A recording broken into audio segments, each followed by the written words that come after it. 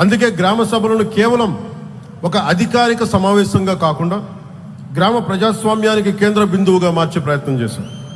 గ్రామానికి ఏమి కావాలి, ఎక్కడ రోడ్లు కావాలి, ఎక్కడ తాగునీటి సమస్య ఉంది, ఎవరికి ఇల్లు అవసరం, ఎక్కడ పారిశుద్ధ సమస్య ఉంది, ఈ నిర్ణయాలు కార్యాలయాల్లో కాదు గ్రామ సభల్లో జరగాలి. ఎందుకంటే ప్రభుత్వానికి కనిపించని సమస్య ప్రజలకు కనిపిస్తుంది. అధికారికి తెలియని అవసరం గ్రామస్తుడికి తెలుస్తుంది. గ్రామ సభ బలపడితే సర్పంచ్ బలపడతాడు. సర్పంచ్ బలపడితే పంచాయతీ బలపడుతుంది. పంచాయతీ బలపడి ప్రజాస్వామ్యం బలపడుతుంది. అప్పుడు మాత్రమే ప్రతి చిన్న సమస్య స్థానిక ఎమ్మెల్యే గారి టేబుల్ మీదకి రావాల్సిన అవసరం ఉండదు. అప్పుడు ఎమ్మెల్యేలు అసలు తమకి నిర్దేశించబడ్డ అసలు బాధ్యతలపై దృష్టి పెట్టగలుగుతారు. ఎమ్మెల్యేలు ఉపాధి విధానాలపై దృష్టి పెడతారు, పరిశ్రమల రాకపై దృష్టి పెడతారు, యువత భవిష్యత్తుపై దృష్టి. కానీ రాష్ట్ర భవిష్యత్తు నిర్మించే ఈ ప్రక్రియకి ఒక బలమైన లీడర్షిప్ క్యాపిటల్ అవసరం. ప్రజాస్వామ్యంలో నాయకత్వం ఒక రోజులో పుట్టదు. నాయకత్వం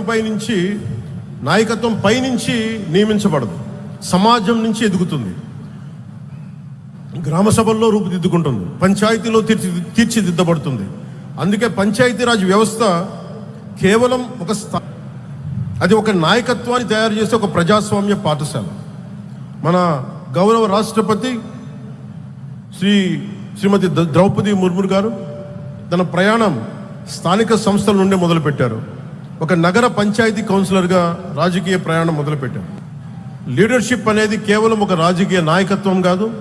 డాక్టర్ ఏపీజే అబ్దుల్ కలాం నాయకుడు, ఒక సైంటిఫిక్ విభాగంలో ఆయన నాయకులు, మనందరికీ గర్వించే ఎస్ఆర్ శక్రన్ గారు అడ్మినిస్ట్రేటివ్ యాంగిల్ ఆయన ఒక నాయకులు, ఒక గొప్ప ఉపాధ్యాయుడు కూడా ఒక నాయకుడు, ఒక నిజాయితీ గల అధికారి ఒక నాయకుడు.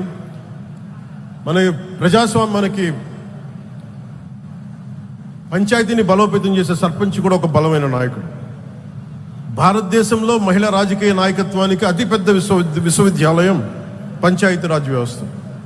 50% 50% మహిళా రిజర్వేషన్ ద్వారా వేలాది మహిళా నాయకులు ముందుకు వస్తూ ఉన్నారు.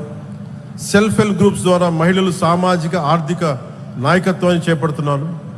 వెనుకబడిన వర్గాల నుంచి నాయకత్వం వస్తుంది, యువత నుంచి నాయకత్వం వస్తుంది. యువత రాజకీయాలకు రావాలని మనం చెబుతాం, కానీ యువత మొదటి అవకాశం గ్రామ స్థాయిలో అందిపుచ్చుకోవాలి, ముందుకు వచ్చి పోటీ చేయాలి.